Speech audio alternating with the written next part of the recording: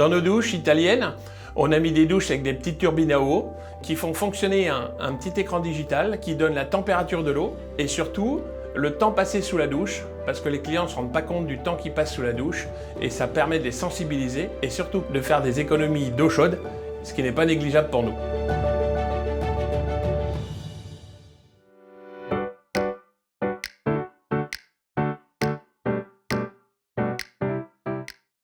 Alors la plaque séquentielle inox donc, a permis de remplacer les plaques à feu à gaz qu'on appelle nous des plaques coupe-feu, qui nous ont fait économiser la moitié du gaz dessus.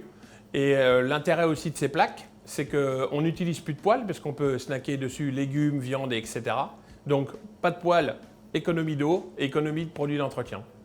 Et donc en consommation, on économise à peu près une cinquantaine de poêles par an, à peu près 50 litres d'eau par jour de lavage de poêle et aussi le produit qui va avec. Et par rapport à une plaque, à snacker normale, électrique, les plaques à séquentiel inox consomment 2 fois moins que les autres. Donc c'est un tout petit peu plus cher l'achat, mais on s'y retrouve très vite.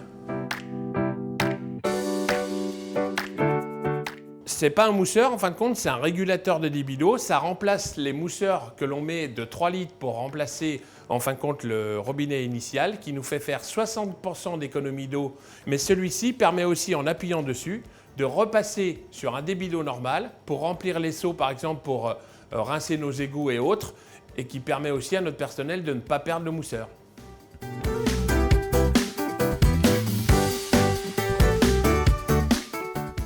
Donc ce lave-vaisselle-là, on l'a acheté et donc échangé contre notre ancien lave-vaisselle, parce que notre ancien lave-vaisselle faisait 12 litres par cycle et celui-là n'en fait que 3,6 litres par cycle de lavage, étant donné qu'on fait à peu près une centaine de cycles par jour. Vous calculez les économies d'eau que ça fait.